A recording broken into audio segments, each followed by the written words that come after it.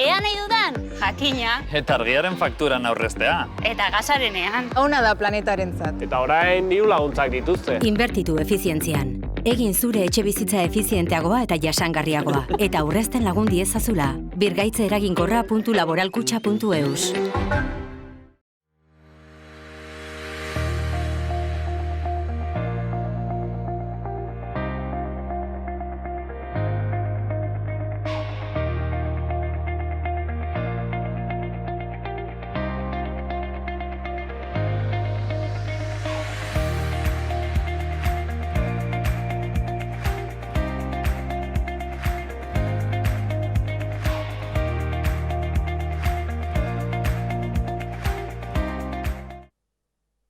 Kaixo eta ongi etorriak bertzegun batez, Zunat magazinera, gaur otsailaren 23. eguna dugu, hortzeguna, eta gaurkoan, betiko legez bi elkarrizketa ekarriko ditugu, honat, lehenik eta behin, Jaime Agirrerekin egonen gara, bera Euskal Jaiberri Erremonte Fundazioko zuzendaria da, eta, hemendik eta martxoa akabaiera arte, Aldezarrean, Iruñeko Aldezarrean, 9. erremonte txapelketa ospatuko dute, 4 bikote egonen dire lehiaketa horretan, eta, bera, Jaime kontatuko digu zertan datzan txapelketa hau, eta hortik haratago ere erremontearen mundu txori, nola, zer moduz dagoen momentu hauetan.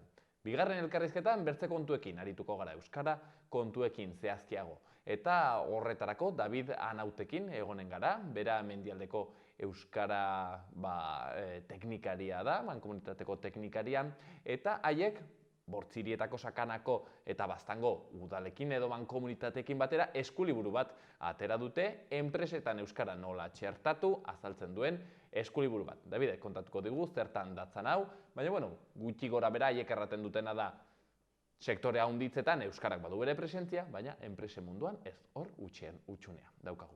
Guzti hori baino lehen, has gaitezen betiko edukiekin. Lehenik eta behin, efemerideak. 1458 urtea zen, Johannes Gutenbergek lehenengo Biblia inprimatu zuen. 1768ko otsailaren 23an Henry Cavendish, Britaniar kimikari eta fisikariak hidrogenoa deskubritu zuen eta aire sukoi edo errekor bezala definitu zuen, atmosferaren konposizioa determinatuz. Eta 1981ean, Espainiako militar talde batek estatu kolpea eman zuen. Kolpearen ekintza nagusia Madrilgo kongresua hartzea izan zen, kongresukideek Leopoldo Calvo Sotelo hautagaia gobernuko presidente egin aurreko debatean zebiltzatenean. Kongresua Guardia Zibil talde batek hartu zuen Antonio Tejero teniente koronela buru zutela. Kolpeak egon ezin handia sortarazi zuen otsailaren 23tik 24 gauean. Eta 2006an Inditex, Amancio Ortegaren gidaritzapean dagoen Espainiar multinazionala, Txinan sartu zen, Shanghaiin Zara denda bat erekiz. Gaurko lerroburu nagusiak.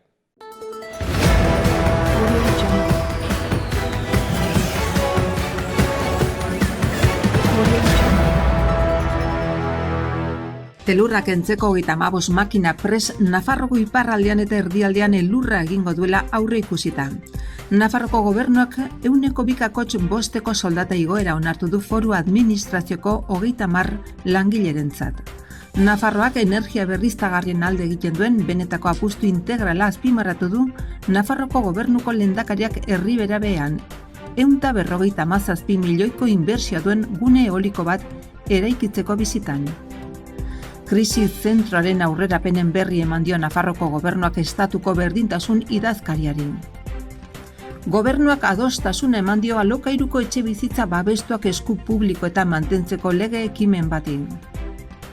Labriteko pasabidea berriz ere ireki da oinezkoendako 7 urte ondoren, ura indartzeko eta konpontzeko obrak amaitu eta karga dinamiko eta estatikoko probak gainditu ondoren. Berrerabilgarriak ez diren plastikozko ontzien fabrikazioa zergapetzeko foru legea proiektua onartu da. Planeta Dantzan proiektuaren edizio berri bat aurkeztu da, baletaren eta gorputz adierazpenaren bidez klima aldaketaren aurrean sensibilizazioa ikasgeletara eramaten duena. Baigorriko eta Baztango udalek bi udalerrietako gazten arteko topaketa antolatu dute. Bortziretako osasun zerbitzuaren egoera salatzeko elkartaratzea eginen dute gaur arratsaldeko 6:30 Lesakan.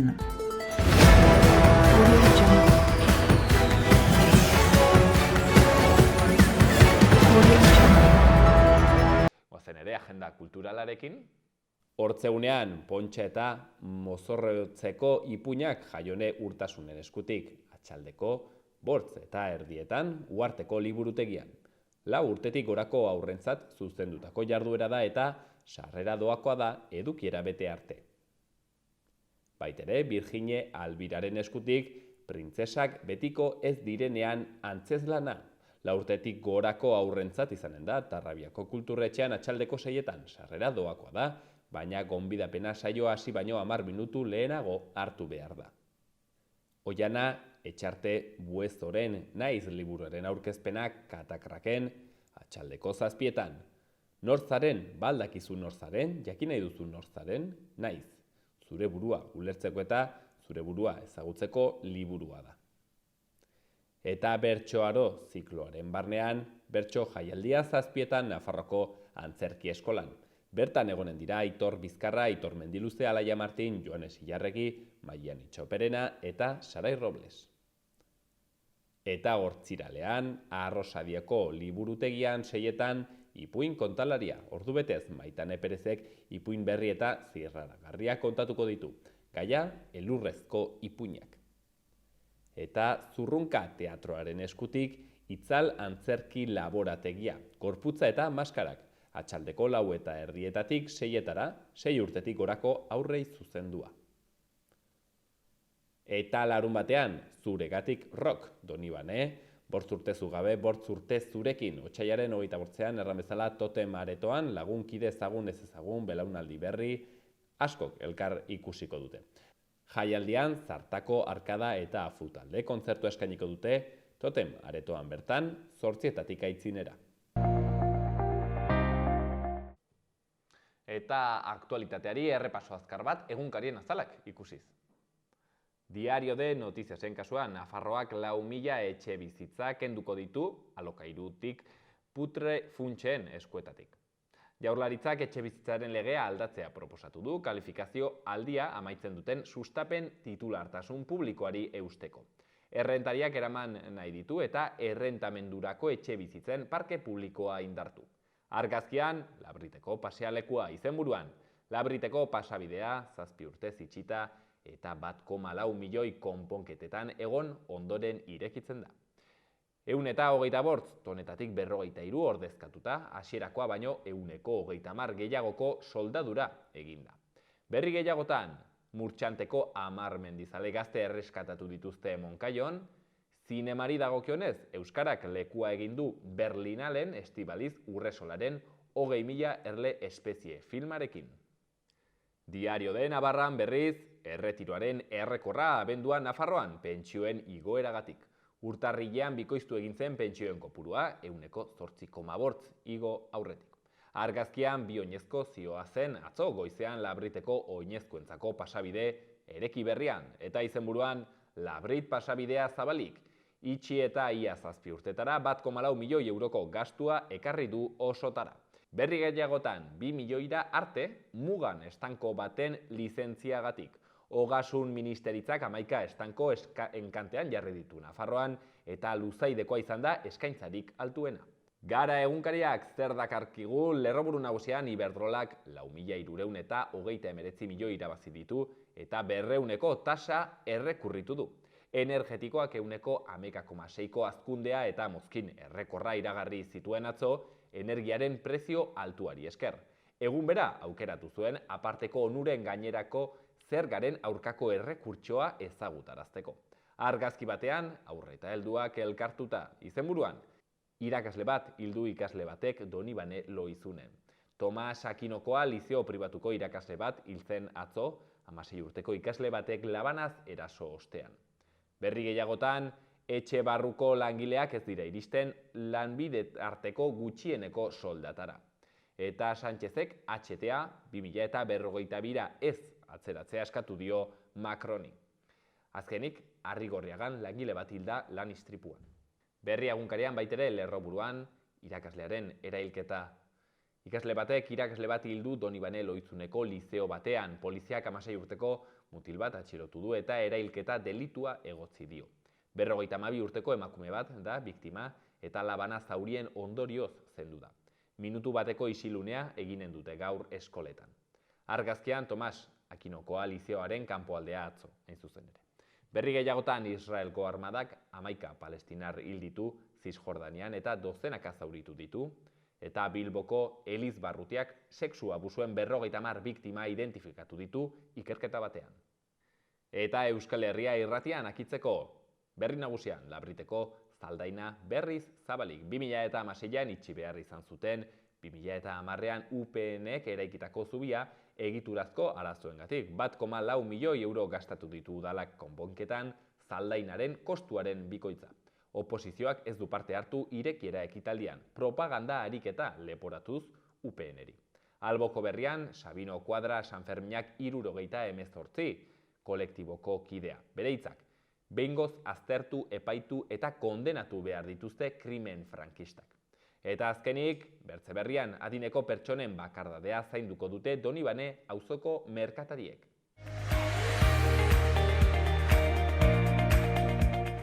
Gaurko eta biharko eguraldia.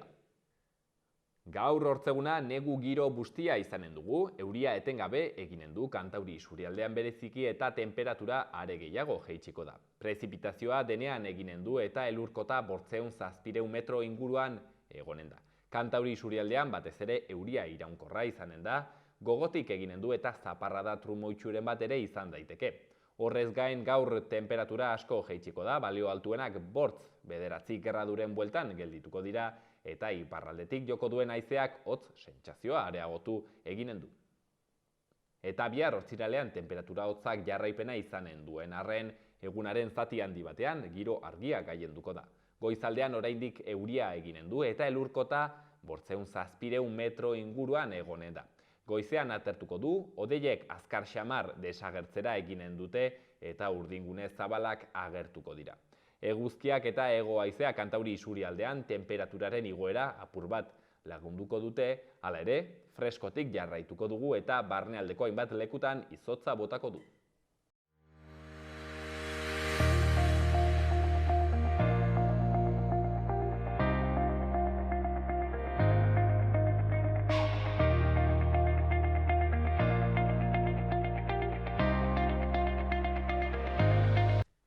Alde zaharreko 9. erremonte txapelketa aurkeztu berri dute, duela egun batzuk, hain zuzen ere hemen jokatuko den erremonte txapelketa 9.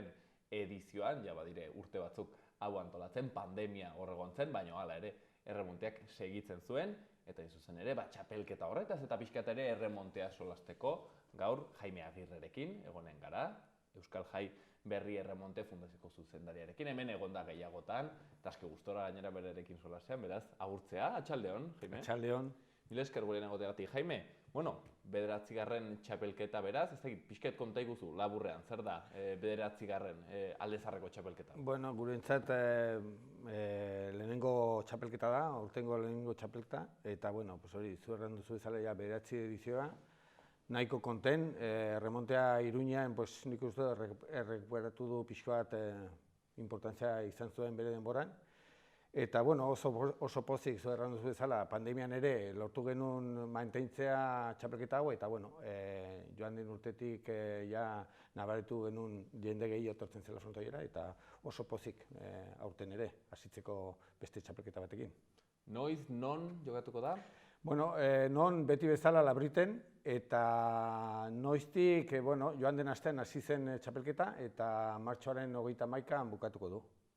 Beraz, badu luzera, ez da asteburu bateko afera bat, badire hor... Ez, badago, hori, errandu bezala, badaukagu sailkapen ligila bat 6 jardunaldia, ligila bukatuko da martxoaren 24a, eta gero ligilatik bi kote honenak pasatuko direia zuzen finalera.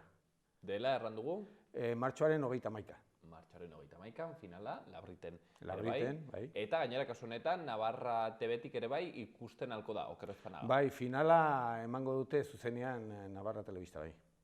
9. edizioa, Jaime, bueno, ez dakit, duela urte batzuk hasi zineten, izan dire urtez urte, 9 hauek jarraian, egon da hor paronen bat? Ez, jarraian izan dire 9 edizio hauetan, eta, bueno, oso pozik, urte batzuk pixko gehiago kostatu zaigu, baina, bueno, orain ere Iruñeko udalatiken badaukagu laguntza nahiko polita, badaukagu ere bai beste babesle bat, Iruñekoa gainere, Zentro Navarro Audizion, eta, bueno, hortatiken nahiko konten, zeren, bueno, presupuesto horrekin laguntzen aldiogu ere bai adan hori, gurentzat ere bai oso importantea da perfila hori, soziokolaboratiboa, eta, bueno, hortan segitzen gara.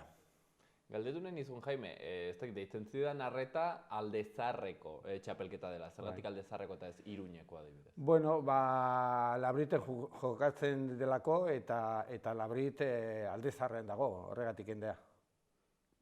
Aldezarreko txapelketa hori beraz.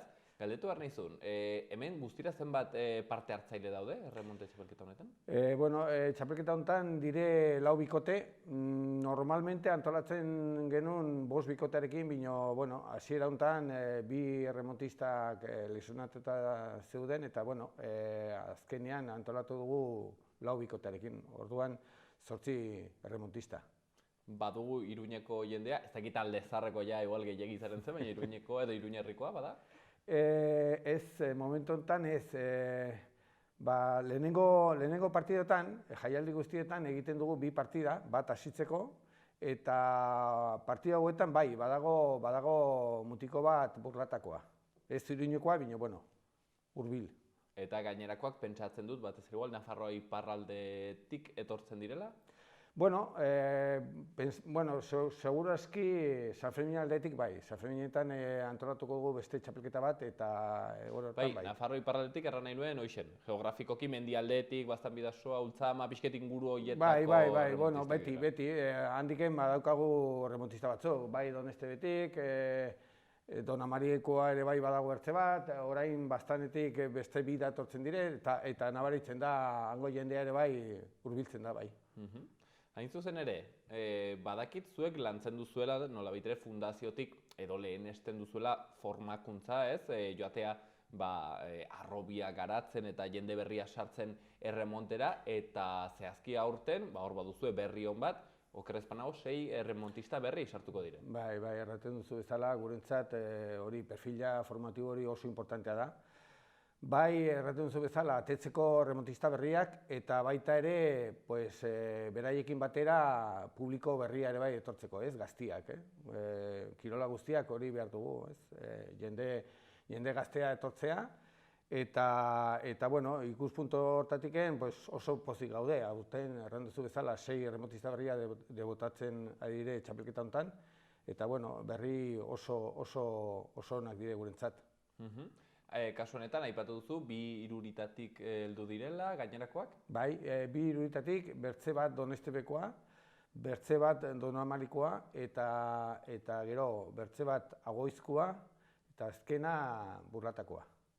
Zerra nahi du profesionaletara pasatzeak? Zer, kasu honetan ez, pasten dire, bueno, ez egit, hoi da erraten dena, pasten dira profesionaletara, baina kasu honetan, zer suposatzen du? Bueno, suposatzen du mental aldetiken aldaketa handi bat, orain arte jolasten dute ongi pasatzeko eta gustatzen zaielako, eta profesional mailan hori ere segitzen da, ez? Afizio hori oso importantea da, bino, aldatzen da pixko bat, ikuspuntu hori aldatzen da, ez? Badaukazu ja responsabilitate pixko bat, hola espektakulo bat emateko, zeren, bueno, gurentzat oso importantea da, jende berria etortzen bada frontoira eta konten atetzen bada, horiek segurazki bueltatuko dire, ez? Eta, bueno, beraiek ere bai, badakite, bere maila ere bai oso importantea da hortarako. Honek, zer eskatzen dira adibidez haien bizi pertsonalen erran nahi dut, entrenamentu gehiago eskatzen ditu, profesionaletara pasatzea, partida gehiago? Bueno, importantena da, zu erran duzu bezala, partida gehiago, ez? Entrenamentua, astero egiten dute entrenamentu bat. lehenago ere bai. Lehenago agian igual bi egun, orain nola normalmente astebururo jolasten dute partida bat, mantentzen dute egun bat entrenatzeko. Eta gero zu erran duzu bezala, importantena da partido gehiago jolastea, ez? Partidotan hartzen duzu tokia frontoian, ohitura hori oso importante da, eta bueno, hortan gaude. Sei erremontista berriz, konten nolabait ere, hementxen, fundaziotik eta espektakulo aldetik ere bai, gazteak sartzea hoixen garrantzitsua da. Gazteetara iristea, zer moduz bizietzen ari duzue hori, pentsatzen dut aipatzen zenongatik, bueno, beti zuen kezka bat dela edo hor erdigunean jartzen duzuen zerbait, bueno, iristen gara gazteetara, zagit fronten izan nahiago ote duten. Bai, hori dena elkarrekin doa, ez? Atetzen baduzu remontista berria gaztia gainere, zeren, bueno, 6 remontista hauek, gehienez 5 daukate 19 urte. Eta gero beste batek pixko gehiago, 23 horrela, bino hori nabaitzen da. Gero bere lagunak, bere kuadrillak hasten dire frontoia etortzen, eta gero ere bere herrietan afizio hori bulkatzen da pixko bat, eta nabaitzen dugu mutiko gehi etortzen dire gure eskoletara, erremonte eskoletara, eta hori dena elkarrekin doa erran dugu bezala, eta hortan segitxo barko dugu. Eta gero erremontistak pentsatzen dut gozatuko dutela kirol honetaz. Zerra nahi dut, badire ez, frontoieko kirol andana bat, erremonteak badut sentsazio ikusita pixket kanpotik, nik ez dut ezagutzen, eta frontona ere ez dut gehiago ezagutzen, baina ez dakit, arron kirol dinamikoa dela, ez, mugitua, gozatzekoa, divertigarria, eta pentsatzen dut gozatzeko kirol bat dela, ez? Bai, gurentzat igual erraminta importantena da hori, ez, espektakula ematea, ez, oso espektakularra da, oso azkarra, peloteo asko ikusten da, eta erran dugu ezala, ez, jendea tortzen bada lehenengo aldietan frontoiera remonte ikustera, hori atetzen da konten, ez, modalitatea desberdina da, oso azkarra erran dugu ezala, eta oso espektakularra, ez, orduan, hori ere bai laguntzen digu gero jendea berri zen etortzeko frontoiera. Gero pentsatzen nintzen, hori nola baitere, telebista ikuspuntutik edo espektakulotik, ikusle bezala, karo, akaso erremonteak eta zestapuntak dutena da, pilota azkarreki joaten dela, erran nahi dut, ez? Eskuzko pilotan, igual gaten da mantxoago, eta orden ikusle bezala, edo behintzat telebistatik, ikusten alduzu pilota hobe, edo baina akaso erremonteak duen, nolabait ere zailtasun hori edo handikapa da, pelota gaten dela kristoen abiadura. Ez dakit horrek zailtzen duen nolabait ere, ez? Bai, hori horrela da, ez? Zestapuntan fronton luze jolasten dute eta abiadura asko ikusten da, ez? Bino guk fronton motzan gainere hori nabaitzen da gehiago. Oso azkarra joaten da pilota, eta pensatzen dut, nik ez naiz telebistako langile bat, bino, pensatzen dut beraientzat nahiko zaila izanen da ongi hartu irudi hori, zeren abiadura eski, oso abiadura handia hartzen du pilota, eta olako tantuak pilota segitzeko zaila izanen da, bai. Kamararen batek krak bat egin izin du lepoan ere, noiz baitero segitzen hori. Kasu honetan aipatzen genuen, baitere kolaborazio hori ez, sozioekonomikoa edo bertzelako entitateekin solidaritate nola baitero oinarritzen dena, ere zuentzat garrantzitsua dela, beti hori itarazi behar da, fundazio hau mozkin asmorik gabeko dela, sin animo de lucro erratzen dena ez, kasu honetan Adanorekin kolaboratzen duzue, eta hori ikusten da praktikan gainera, txapelketa hau printzipioz doainik dela, baina bai donazio bat eskatzen da Adanorentzat. Bai, hori dela perfila soziokolaboratiboa, eta gure fundazioan errandu zela asmorik gabe gara, eta gainere publikoa garelako, pensatzen dugu zer aportatu beharko dugu soziedadiari ez, orduan, aspalditik 2012an hasi ginen kolaboratzaile bezala Adanorekin, eta erraten duzu bezala, nola ez dugu kobratzen sarrera, gure jaialdietara sartzeko, hori egokitzeko kolaborazio hori pensatzen genuen, bere denbora hasi ginen dohaintza bat ematea, eskaintzen dugu ikusle guztiari eskaintza bat ematea, Eta, bueno, horrekin batera, pues, nahiko laguntza polita lortzen dugu adanorentzako. Joan den urtean, ia 12.000 euro lortu genuen berarentzat, eta espero dugu aurten ere olako kantitatea edo pixko gehiago lortzeko. Ez dizut galdetu, por cierto, bertako profesionalak ez dire bizi erremontetik. Bueno, profesionalak bizi dire, bakotxa badauka bere lana, hori aspalditia, bakarrik erremontetik bizitzeko ezinezkoa da momentu honetan. Baina, bueno, badaukate laguntza poli bat, edo komplemento poli bat, eta bueno, nik uste dut beraiek ere bai oso pozik daude, bai lortzen dute kantitate hori, eta nik uste dut gehiago ere mugitzeko Nafarro osoan, ezagutzeko beste herriak, beste pilota lekuan aitzeko, proiektu oso polita da, pensatzen dut, eta beraiek oso pozik daude. Erraten genuen bezala, Aldezarreko 9. erremonte txapelketa, 4 bikote egonen dire hortzen lehian, martxoa bukaera aldera finala, baitera gainera telebistatik ikusi ahal izango dena, erremontea gozatzeko kirol bat, deskubritzeko ezagutzen ez duenarentzat eta ezagutzen duenarentzat gozatzekoa. Kasu honetan, gaurkoan, hemen, aipatzen genuen bezala, Jaime Agirre Fundazio, Erremonte Fundazioko zuzendaria, guzti hau guri kontatzen. Jaime, espero dugu bikain ateratzea txapelketa? Hala espero dugu denok, eta eskertu nahi dizuegu gurekin kontatzeko, eta laguntzeko ere bai pixko bat erremontea bulkatzea pixko bat, bulkatzeko eta lortzeko ja bere tokian jartzeko. Eta hortatiken, Alba Telebista beti laguntzen digu eta eskertzen dizuegu. Zuei, Jaime, eskertzen datzuegu, egiten zuen lan guztionengatik, aipatzen bezala gainera berriz ere, irabazi asmorik gabe. Jaime, eskerrak onditz. Eskerrik asko zuei.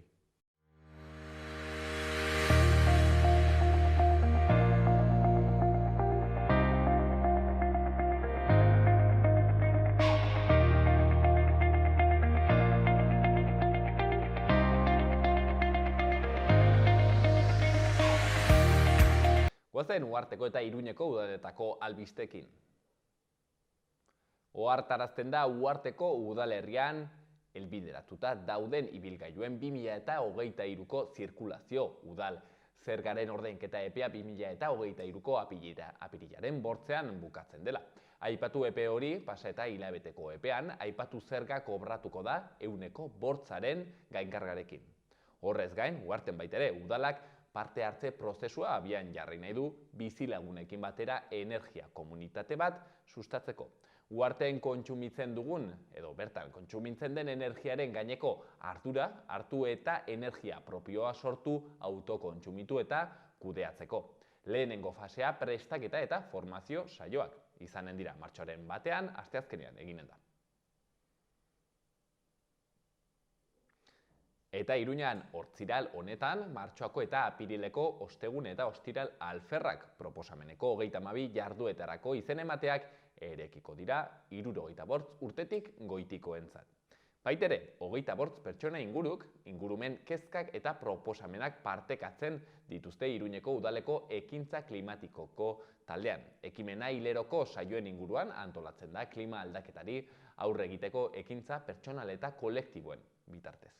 Eta azkenik, ostegun honetan hasiko da emakumeen etxeak udaberri hontarako antolatzen dituen 20 ikastaro eta tailerretako izen ematea. Plaza zozketa bidez esleituko dira izen eman duten pertsonen artean 010 telefonoaren bitartez.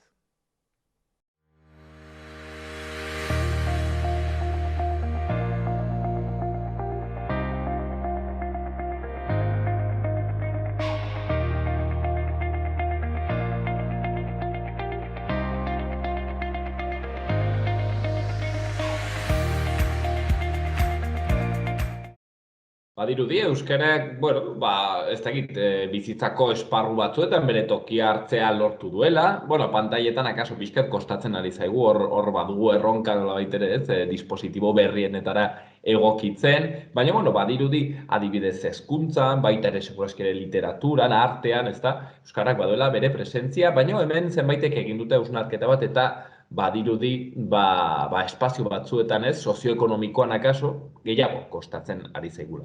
Horregatik, Nafarroa Iparraldeko Euskara Mankomunitateak, Bortzirietakoak, Sakanakoak eta Baztango udalak eskuliburu bat atera dute. Enpresan Euskara txertatzeko eskuliburua, hain zuzen ere, eta horretaz arituko gara gaurkoan, eta horretarako, hain zuzen, Nafarroa Iparraldeko Euskara Mankomunitateko teknikaria den David Anautekin egonen gara. Atxaldeon, David? Atxaldeon.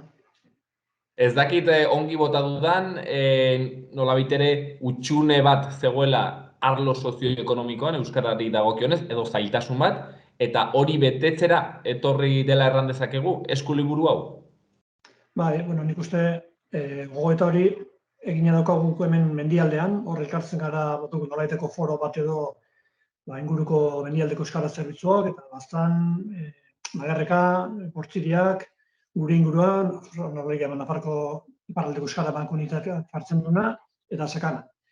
Eta horre, hausnarketa bat egin ginuen, eta pentsatu, zer den pixka bat zein den panorama alegia, eta horro hartu ginen, beste toki askotan hartu diren bezala, zenbait arlotan bide bat egin den bezala, segurosi arlo sozioekonomikoa nahiko erren gelditu dela, zeu zer egin izan da noski, ez da gutxetik abietuko, baina bai ikusi genuela, hor behartzela beste urrats bat eman, eta nolabait normalizazio prozesu orokorra sendotzeko, hor ere behartzela, alegin batekin behartzela, eta erabaki hori hartu ginen, badauzkagu beste lan hildo batzuk irekita, baina erabaki nuen hor ere saiakera bat egitea, eta kasu honetan elkarrekin egitea. Eta gogoeta hortatik etorri da, kasu honetan urrats konkretu bat, eta argitalde bat prestatzea, eta beste urrats batzuk ere badaude, baina besteak beste, honi ere garrantzi ban egin nion, eta hortan ari gara. Eskuliburu hau, fisikoki, zer da? Liburutxo bat, liburuxka moduko bat? Bai, egia esan, sortu dugun dokumentua, lehen urten ere sortu genuen, urten eguneratu eta berritu egin dugu, eta PDF bat da. Alegia, paperean emango dugu elkarrekin harremana daukagun enpresa horiekin, baina sortu duguna berez da PDF interaktibo bat esan dezagon, alegia bertan klikatuta ere joan zaitezke zenbait tokitara, torrun itxura fisikoa hori izango dugu, PDF bat virtualki zabaltzeko, eta bero hori, imprimatuta emango dugu eskura, eskuliburu moduko bada, eta lehen urten sortua da, esan duen bezala, eta horten eguneratu egin duguna, edo berritu, edo egunean jarri. PDF-a, beraz, eskuragarri pentsatzen dut, nahi duen pertsona ororentzat, ez dakit David irekia den dokumentu hori? Bai, hori jarriko dugu gure egunetan, eta gehien bat oso gauza ez da ino desan. Espezifiko xamarra denez, oso zuzendua enpresa modu oso zabalean ulertuta. Enpresa handi bat izan diteken bezala, enpresa txiki bat ere bai, edo denda bat, beharra da izan ezkero. Horno, haientzako zuzendua da, eta saiatuko gara, haien gana bideratzen guztien ere hola izan zen. Baina, dozina herritarrek izango balu interesa, behar bada ezagokio egin beste, herritarre arruntari ez badaukalako enpresa bat edo, baina, irekia da hori eta dozinik ezagutu nahi baldin badu, hortarako ere aukera izan. Guri eskatuta, edo gure webgunetatik hartuta, edo, bai. Hora sartuko gara edukian gehiago, sakonduko dugu horretan, baina, orokorrean, David, zer aurkituko dugu eskuliburu honetan? Nik uste eskuliburu honek dauzkala zenbait atal, horiek oso definituta daude eta horri idatzita, baina laburtzeko esan dezakegu daukala gogoeta bat. Alegia guk ze gogoeta egiten dugun lan mundu euskalduntzeak daukan garrantziaz, gure pentsamendu hori jaso nahi izan dugu. Proposamen bat ere badauka, eta proposamena egiten zaie hain zuzen ere enpresei, urrats bat egiteko euskararen erabileran bereziki. Arrazoi batzuk ere badaude, saiatu gara estean, zergatik izan behar du garrantzitsu, nik nire enpresan euskararen erabileran urrats batzuk ematea. Arrazoiok badaude, eta azkenik nik uste informazioa. Norbaitek hori erabaki ezkero, eta gure gogoetakin bat egiten baldin badu norbaitek, eta erabakitzen baldin badu urrats horiek egitea, ze urrats izan litezken, eta pixka bat ze laguntza izan ditzaken, eta hori hortaz informatzen saiatu gara. Euskarari beraz, tokia enpresa munduan, gainera deigarria da, zeren orain, bakizu, enpresak beti daudenez innovazioan, orain denek baute ingelesko izenak. Ingelesezkoak, ez? Leheno igual ziren gaztelerazkoak, ez dakit, Hermanos Gutierrez, baina horreienak dire Basque Culinary Center, Innovation, ez dakit zer. Hemen Euskarari tokia egitea. Beraz, ez dakit honen helburua David da, hau enpresako, nizarrakit, zuzendaria gerente batek hartzea dokumentu hau eta erabiltzea, edo gehiago zuzendua dago udaleko teknikari bati, ez dakit, zuena bezalako elkarte bateko teknikari bati nola baitere berak gero sustatuko duena eta landuko duena gai hau gero enpresarekin. Ez, hau pentsatuta dago eta erredakzioa horretik dagoen formakin enpresatako arduradunei bialtzeko. Alegia, ez teknikariak erabiltzeko, ezik eta hau eman enpresa bakoitzeko arduradunari edo soleskeriari, eta informazioa idatzita dago, haiek mundu hontan ezabiltzenak ulertzeko moduan, eta mezua eta pixka bat haiei zuzenduta dago. Orduan hau, saiatuko gara helarazten, enpresei, eta lehen esan dudan bezala, enpresa bat izan daiteke enpresa handi bat, edo izan daiteke enpresa txiki bat, edo ertaina, edo urrun gure itxaropena izango litzake, enpresa bitako ordezkari horiek dokumentu hartzea, irakurtzea, gure azalpenak nahi zen ezkero bilera batetan ere azaltzea, hortan aleginduko gara, batzu egin bentzat, eta hortik aurrera bere erabaki propioa hartzea. Baina beti ere zuzenduta horixe, enpresa munduan dabilen jendeak. Eskuliburu hau beraz, David, erraten genuenez, mamintxua 6 kapitulotan zatitu duzu, eskatu nahi nizun orain, ea kapitulo bakoitzaz hitz batzuk erraten aldi guzun, guk ere ezagutzeko hobe zer dagoen eskuliburu honetan, eta bide nabar ideia batzuk hartzeko, baitere baldin badago hemen entzuleren bat enpresa batean lan egiten duen edo arduraduna dena, hortzen ideia horiekin geratzeko. Beraz, lehendabiziko kapituloan, Euskarak lan mundua bere ganatzearen garrantziaz deitu duzu. Nik uste, abia puntuan oski hori da, ez da, guk egin dugun gogoeta, eta guk ez bakarrik, nik uste azkeneko urteotan euskalgintza bera ere, eta beste sektore batzuk ere ohartzen ari dira, euskararen normalizazio prozesu hori, euskara ez baldin bada txertatzen arlo sozioekonomikoan, lan mundu horretan, erren gelditzen dela.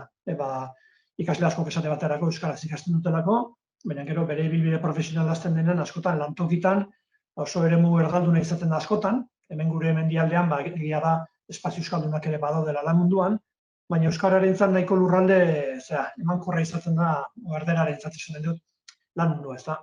Orrun, uste dugu oso garrantzitsua dela hezkuntzan egiten ari den ahalegina, etxeko transmisioan, da beste arlo batzutan egiten ari den ahalegina indartzeko, osatzeko eta egonkortzeko, uste dugu euskarara ekarri behar dela lan mundura, eta ekarri oso modu zabalean, orokorrean, eta ez bakarrik toki txikienak edo erresena baizik, eta ez orokortu ezagon horrek daukan zailtasunaz kontziente izan da, baina uste dute euskarak ezinbesteko da hori. Ez da, azken finen, pentsatzen hasten baldin bagara, lanean ari den jendeak ordu asko eta asko ematen ditu urte osoan zehar lantokian, eta lantokia espazio erdaldun bat baldin bada horrek azkenen eragina izango du ez bakarrik ariketa horretan, baizik eta hortik atera eta norberaren hizkuntze gaitasunean, erabiltzeko joeran eta jarreretan da denetan. Iruditzen zaigu euskarak hor behar dula, beste tokitan behar du bezala, eta horren gogoeta hori guk egin dugu eta hoxen egin nuen hasteko, eta argitalpen honetan hortik abiatu esatea, hau oso garrantzitsua da. Eta hala dela konpartitzen baldin badugu, horren guazen urratsak egitera. Hori da bisatea, abia puntua bai. Pentsa, pertsona honditzek 8 ordu baino gehiago ematen dituzte egunean enpresa batean, beraz, erran nahi du, akaso familiarekin baino gehiago, erran nahi dute lehentasunezko espazioa beraz euskara ere hor txertatzeko, ez bakarrik gainera lan egiten dugulako bertan, baizik eta enpresekin ere bai, izaten dugulako gure hartu emanak erosterako orduan, ez? Eta haien zerbitzuak hartatzerako orduan, beraz, hortzen euskara txertatzearen garrantzia. Bakarrik, David, bai galdetu nahi nizun, akaso enpresen mundua bereziki zaila da euskararen zabalkunderako, ezagit, igual familian hezkuntzan, topatu ditugu gure bideak, baina hor badire ez, erraten zenuen erresistentziak nola baiteren enpresa munduan, akaso bereziki zaila delako, ez? Zergatik izaten alda zailagoa mundu hau? Alde batzutik nik uste hor inertzia batetik gatozelako ez da mundu hori oso erdalduna izan da. Askotan enpresariek berak ere, bere erramintak, bere gauzak, bere ohitura, bere harremanek ere kanpotik ekartzen dituztelako, lotuta dudalako beste enpresa batzuekin. Eta gero, erabiltzen delako ere igual hizkera teknikoago bat, gauza batzuk ere segun zen enpresa mota den. Baina hor badaude ezaugarri batzuk igual beste espazio batzuk ez dituztenak, eta bizat zaindu ere egiten dutenak. Orduan, nik uste alde batetik inertzia hori, eta gero beste alde batetik, administrazioa bera edo hezkuntza, alorre esan dezagun arautua dira, ez da hor arautu egin daiteke, administrazioak berak arautu dezake, baina lan mundua beti izan da espazio pribatutzat esan ezagon, eta hor inor ezin da behar bada, edo inor ez da etorri esatera izu, hemen, hizkuntza eskubide batzuk ere badaude, edo euskaraz imarko litzake hau, oso librea izan da. Eta hor merkatuak agintzen du, eta merkatua, eta gaur egun lehen baino gehiago oso lotuta dago, ez bakarrik bertako espazioekin bezak eta urrutiko beste espazio batzuekin, eta horren merkatuaren pisu horrek eta inertzia horrek ekartzen du, erdararen presentzia oso handia izatera, ez da. Adibidea jartzeatik, baina tailer baten, software bat erabiltzen baldin bada, ordenagailuko programa batzuk alegia, hori normalean erderaz izaten da. Gaztelaniaz, edo behar da inglesez, edo txekiraz batzutan, eta horri buelta emateko, energia, denbora, dirua, gogoa ere behar da, eta ez da erresa, batez ere hoxe, gatozen tokitik gatozelako, eta urte askotako dinamika hori izan da. Beste gauz bada, ahozko harremanetan hor behar bada erresagoa da. Azkenean hori naturalago egin daiteke, eta salto tekniko handirik gabe egin daiteke gaur arte erderaz egiten baginen, pasa gaitezke euskaraz egitera. Hor daude, lan honen barruan, atal zailagoak, atal erresagoak. Askotan erresagoa denatik hasi daiteke, errotulak euskaraz jarrita esate batarako, eta gero bukatu zailagoetan, ez? Baina egia da, beste alor batzutan ez dauden ezaugarri batzuk badaudela hemen, eta horrek, pixat zailago bihurtzen dula.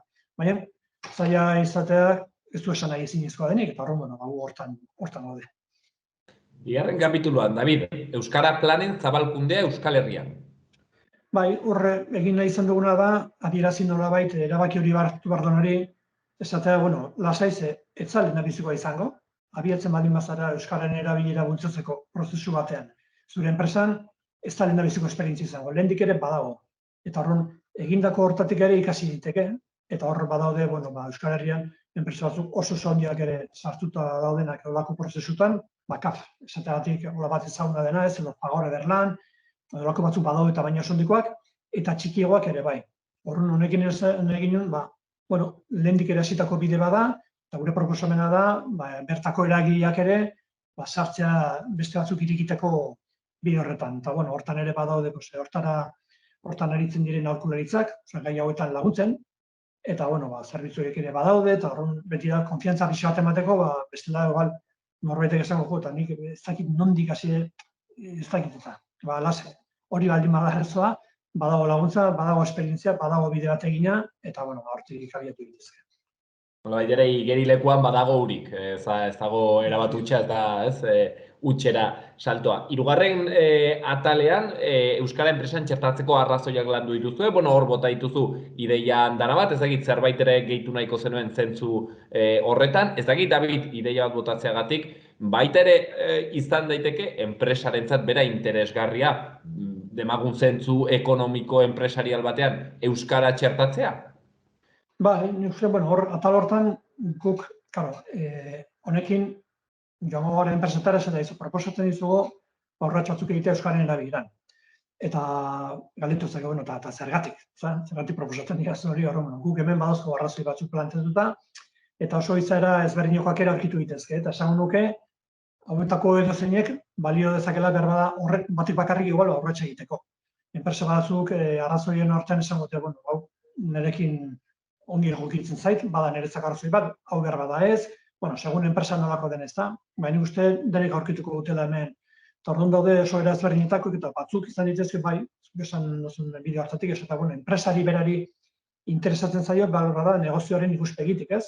Merkatu bat daukadalako nire inguruan, eta Euskal erabilerak bezero batzuk ere gustora utzi ditzake, edo interesa izan dezakete, edo herritarrak hori eskatzen dit, nire irudia hobetzen du, alegia, enpresa batek Euskara txertatzen baldin badu bere irudi korporatiboan, bere hizkuntza paisaian, bere errotuan edo nahi dena, horrek ere ikusle batzuk izango ditu, batzuek estimatuko dute, eta behar bada horregatik beragatik ere nahiako dute zurekin egin zera.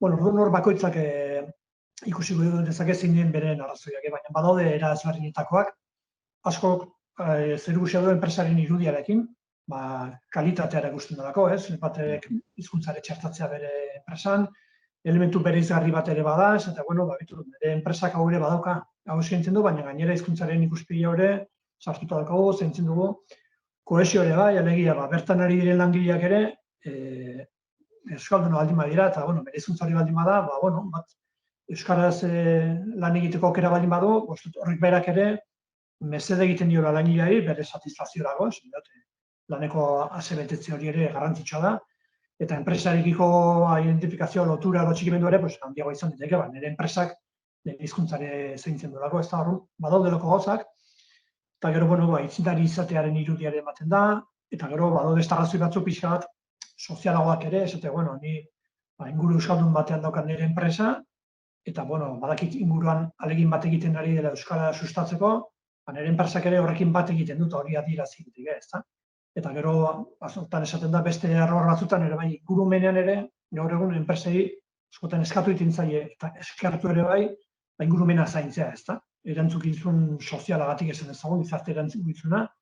Hori bera euskararen ikuspegitik planteatu ditek, esaten zu hemen ere ingurumena bai, baina hizkuntza bat ere zaindu beharra daukagu, enpresek ere egin dezakete hor ahalegin bat, eta hori egiten duen enpresak, adierazten du bere inguruarekiko gizarte erantzukizun bat, eta nik uste enpresak hori egiten baldin badu, gero buelta ere izan dezakela, beste norbetik igual ere eskertuko dira eta laguntuko dira, ez da, badaude arrazoi ezberdinak, uste enpresa edo eragile bakoitzak bere tamaineko edo bere egokia dena aurkitu dezake, baina ni uste hemen denontzako badaudela arrazoiak esateko gara, bai, nik egin barrute ahalegin bat, nire enpresan euskararekin aurrera egiteko. Eta are gehiago, gurea bezalako inguruain euskaldun batean, oso bizia euskara eta beste ozein tokitan ere bai, baina hemen behar bada, are gehiago.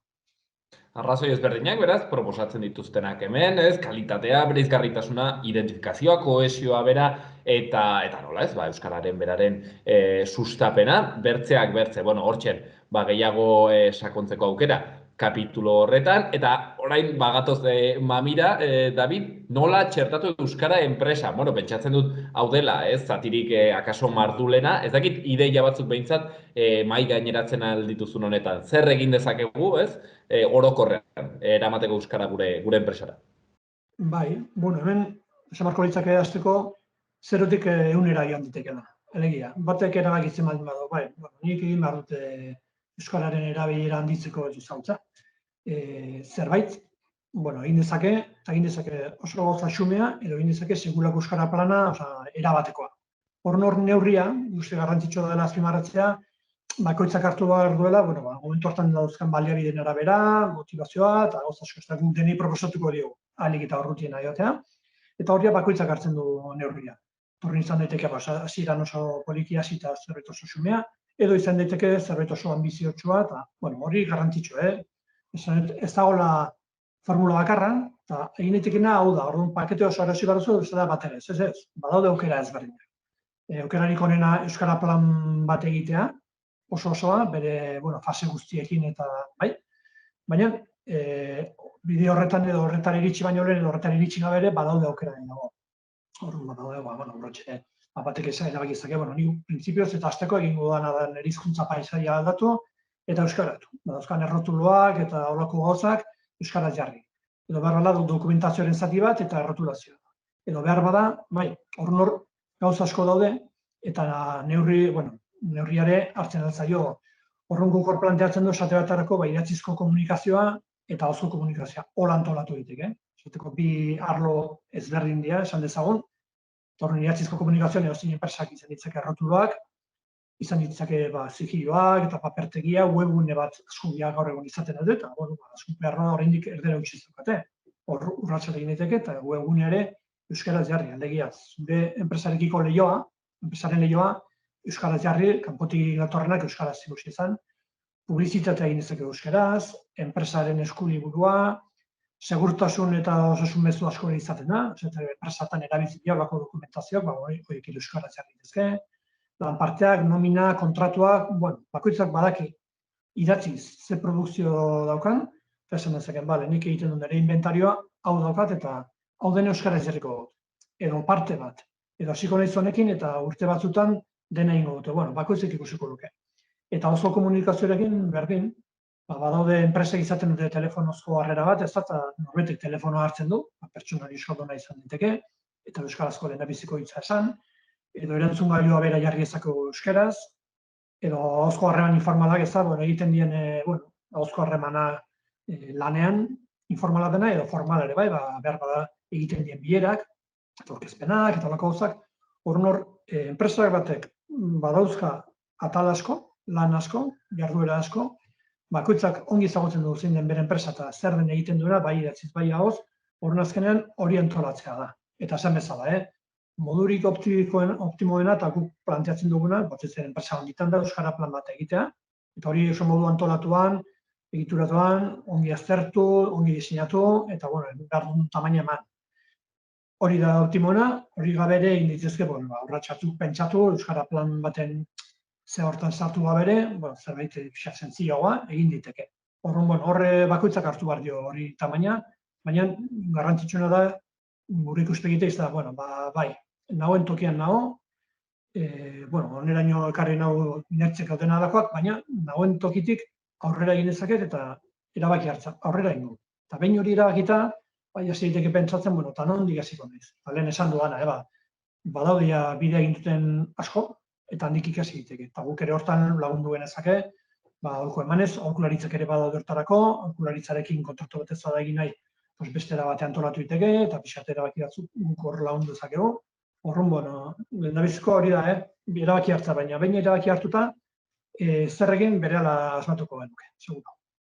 Eta Davidek erraten zuen moduan, ez da 0 edo 1, ez da nolabait ere mendiaren oinarrian edo mendiaren puntan, ez da txuria eta beltza, baizik eta, ez? Hor bakoitzak hartzen bere neurrian. Nik uste dut hori azpimarratzea ongi dagoela, zeren batzotan akaso izitzen du, ez? Erratea, euskaratu behar dut enpresa eta mantendu denak jarri bartzaretela, ez? AEK-an astero bortzordu eta, kontuz, ez? Dire hor ere bertzelako pausoak ematen aldirenak, txaka-txaka aipatzen genuen bezala, joateko adibidez hizkuntz paisaia hori, ez? Euskararen paisaia hori nola baitere lantzen. David, azkeneko bi kapituluetan laguntzetaz aritzen zarete, diru laguntzetaz eta bertzelakoetaz ere bai, batetik Nafarroko gobernuarena eta bertzetik udal eta mankomunitateta. Ez dakit hori laburrean zerbait kontatzen aldi guzun? Bai, hori da, ez dago joango gara, enpresena esaten zu, proposatzen zu hau egitea. Eta horren esan zen, oso ongita, laguntzari bai aldakote horretan, ez da. Garrantzitsua da jakitea, Nafarroko gobernuak badaukala deialdi bat, oraindik ez da argitaratu, baina segurazki martxoan bera edo izango da, normalen izaten da, eta deialdi horretan, edozein enpresa aurkeztu daiteke, eta esan dezake, nik hau egingo dut, honek kosto bat ekarriko dit, eta horren diru laguntza eskatzen ditut. Horren badago 151.000 euroko zutela kopurua bai deialdian, eta hori enpresoen artean banatuko da, eta horren aurkeztu daiteke batek esan dezake, nik euskara plan bat egingo. Eta gainera aholkularitza bat kontratatuko dut, eta horren dakizen bateko gastoa, hori aurkeztu, eta horren diru laguntza jasoko luke, eta bestalde batetik ere euskara plana ez baldin bada, erabakitzen baldin badu ez hartu ditu neurri hauek, errotulak euskaratzea edo, webgunea euskaratzea edo, eta kostu bat ekarri dit, horrek ere diru laguntza hori izango luke. Horren badago deialdi bat, eta horrein zuzen ere eskuliburuan lotura bat ematen da, deialdi hori non argitaratzen den, da argibideak ere zalantzak izan ezkero, guk erok edo ez dela euskara bideak ere lagunduko lioke hori behartzen, horren prozedura bat, deialdi bat, aurkezten da, eta laguntza bat jaso daiteke Nafarroko gobernutik urtero ematen dena. Eta gero bestaldetik dago, bertan, euskara zerbitzuak eta gure mankomunitateek eta udalek eskaini dezaketen laguntza, pixat horrekin lotutako ez da.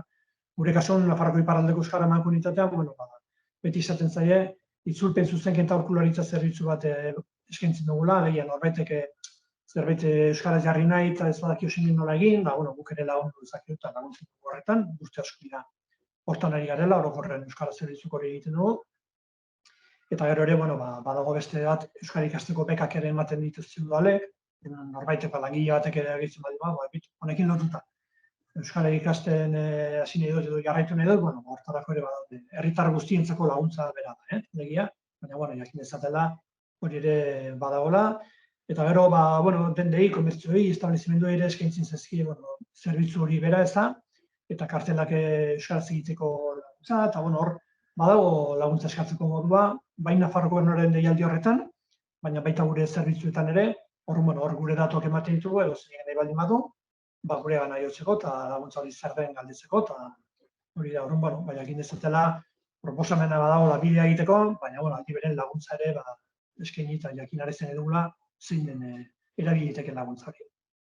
Euskara sustatzeko beraz laguntza mota ezberdinak, itzulpenatik hasita aholkularitzara diru laguntzak baitere baditugu, eta orain bertze elementu bat, hemen mahai gainean Nafarroa Iparraldeko Euskara Mankomunitateak atera duen enpresa euskara txertatzeko eskuliburua, gainera Bortziretako, Sakanako eta Baztango udalarekin batera egindako lana. Gaurkoan David Anaut hau kontatzen guri, eta nik uste dut ez direla arrazoi handiz gelditzen, behintzat honi aukera bat emateko. Erratetzen bezala Davidek, 0 eta 1 artean, behintzat has gaitezen 1 biarekin, eta nora iristen garen, badago gainera ibilbide bat egina, eta hori, orain pausoak ematen segitzera. David Anaut, mil esker handit, gaurkoan gurean egotegatik. Esker zuagatik eta beste bat arte. Agur.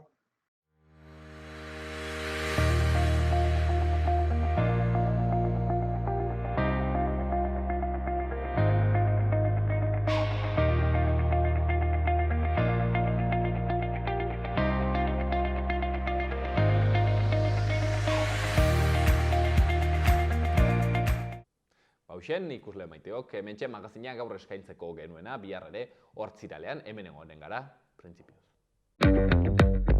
Ea nahi dudan, jakina. Eta argiaren fakturan aurreztea. Eta gasarenean. Ona da planetarentzat. Eta orain diru laguntzak dituzte. Inbertitu efizientzian. Egin zure etxebizitza efizienteagoa eta jasangarriagoa. Eta aurrezten lagun diezazula. Birgaitze eraginkorra.laboralkutxa.eus. Gobierno de Navarra. Nafarroako gobernua.